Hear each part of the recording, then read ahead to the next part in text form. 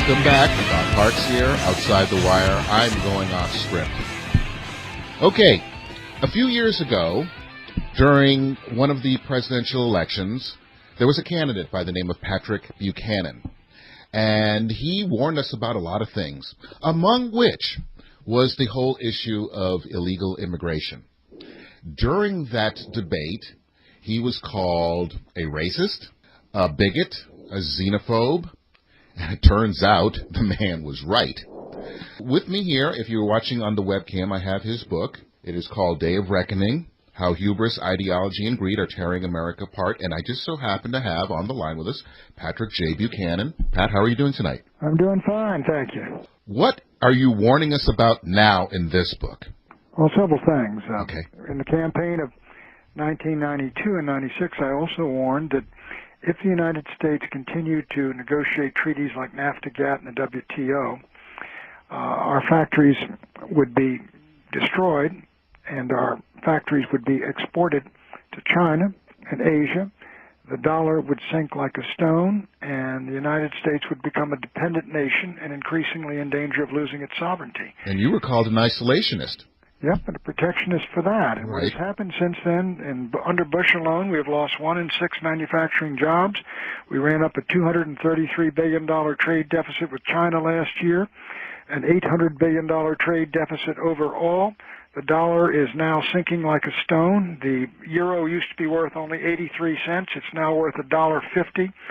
So what I'm predicting, quite frankly, is if we do not negotiate tougher trade deals, and if we do not adopt policies to protect American industry and to protect American jobs and technology, I think the United States will be on the way to becoming, frankly, a second-class industrial and technological power by the middle of this century.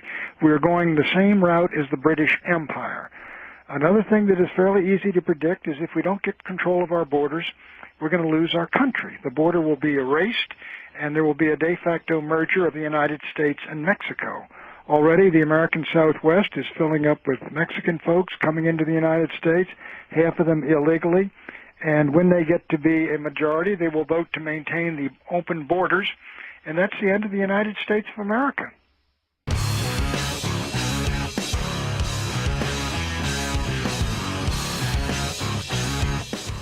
I routinely receive emails from liberals with all kinds of statements about the war, lying Republicans and neocons, they like that word in particular, and going on and on about everything their beloved Democrat Congress is not getting done to their liking. At times, I'm compelled to respond, yet most of the time, neither do they. I know I'll be giving thanks this year that despite all the efforts of the nefarious Bush-Cheney administration and its sycophant minority who despise dissent and demonize dissenters, I still live in America where dissent and questioning government is the very foundation of our democracy, no matter how much neocons want to deny or change that. In a time of universal deceit, telling the truth becomes a revolutionary act. Truth, John Sodrell. John Sodrell doesn't appear to have a website, thus a place where people can express dissent of his ideas. I've responded to John's emails and finally, after days, finally got a response. However, I'm not alone when it comes to his liberal spamming. Sodrell seems to be typical of the left. They truly believe their ideas are so superior that a debate is beneath them. For more than 2 years, I've invited John, anyone from Media Matters, some from the Daily Kos, especially Amy Goodman from Democracy Now! To debate in any forum agreeable to them. Nothing. All I get are these damn spams. I thought setting up a debate with the liberal intelligentsia would be easy. After all, they'd be debating someone they'd feel an increased superiority towards. We all know how little liberals think of black people. They show their pity whenever anything bad goes down in the black community and come to the rescue. They bring awareness. Few results, just awareness. They swoop in to exploit blacks for political gain because they obviously believe blacks are too stupid to help themselves. With that, what kind of a threat could I be? Still nothing. So tell y'all what, I've done all I can to engage liberals in dialogue whenever they've reached out to me. Like a fool, I've responded to some who claim they want to debate, just to have them change their minds after weeks of deliberation or blow me off altogether. Stop wasting my time.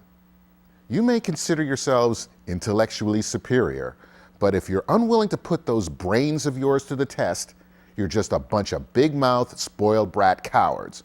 You can indoctrinate little kids all day, but you won't risk having your gray matter bruised if, heaven forbid, someone may just prove you wrong even once.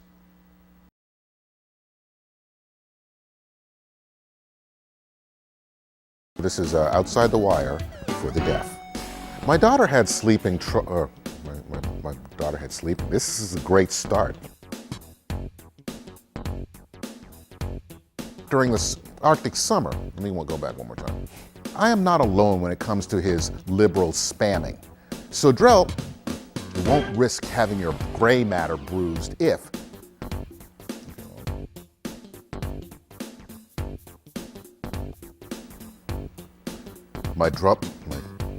I know I'll be giving thanks this year that despite the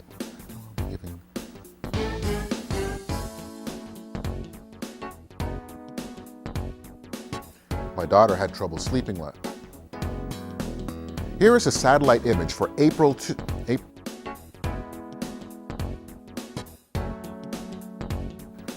Apparently there's not a whole lot.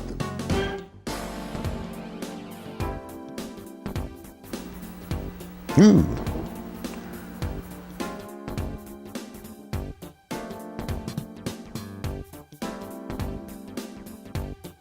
Am I supposed to keep going?